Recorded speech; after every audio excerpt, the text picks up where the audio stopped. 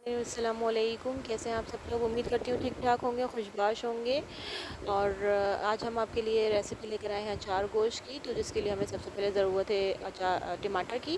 टमाटर हमने यहाँ पर 10 अदद लिए हैं, लेकिन ये बेबी टमाटर हैं, इस वजह से हमने इसको ज़्यादा क्वांटिटी में लिया है। आप दरमियाने साइज़ के 3 से 4 टमाटर लेंगे और उसको अच्छे से स्लाइस करके काट लीजिए। स्लाइस में काट लीजिए, जैसे भी काटें, क्योंकि हमें उसे ब्लेंड करना है। तो मैंने यहाँ पर चॉपर में उसको ब्लेंड करना है। मैंने यहाँ चॉपर में इसको डाल दिया है। फिर भी मैंने थोड़े से बारीक ही काटे हैं, ताकि अच्छे से वो ब्लेंड हो जाए। तो जनाब, मैंने इसको ब्लेंड कर लिया अच्छे से। अब मैं इसके अंदर दही डालूँगी।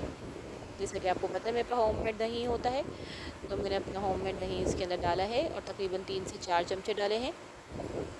3 से 4 चमचे, आप आधा पाव के करीब भी दही डाल सकते हैं।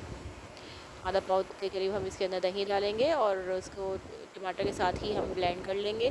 अगर आप चाहें तो अलग से भी ब्लेंड कर सकते हैं, अलग से उसको अपने प्याले में आप फेंट लीजिए और मिक्स इसमें मिला दीजिए। ये देखिए कि मिक्सचर अच्छे से तैयार हो चुका है। अब इस मिक्सचर को हम साइड में कर लेंगे।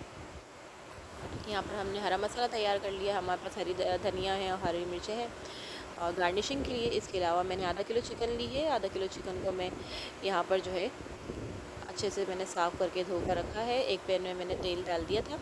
तेल डालने के बाद जो है मैं इसके अंदर टमाटर का मैंने पेस्ट डाल दिया और अब मैं साथ ही इसके जो है चिकन डाल रही हूँ। नॉर्मली हम चिकन को थोड़ा सा फ्राई करके फिर टमाटर का पेस्ट डालते हैं, लेकिन चूँकि मेरे पास गैस का बहुत ज़्यादा इशू है, इस वजह से मैं ऐसा नहीं कर सकती कि मैं अलग अलग सब कुछ करूँ।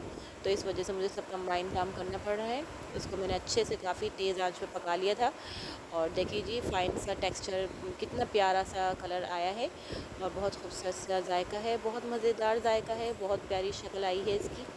आप ज़रूर ट्राई कीजिएगा रेसिपी को और रेसिपी कैसी लगी बताइएगा। चैनल को सब्सक्राइब कीजिएगा, वीडियो को लाइक कीजिएगा, कमेंट कीजिएगा, शेयर कीजिएगा और अपनी दुआओं में याद रखिएगा। मिलते हैं इंशाल्लाह फिर किसी नेक्स्ट वीडियो में। तब तक के लिए अपना ख्याल रखिएगा। अल्लाह हाफ़िज़।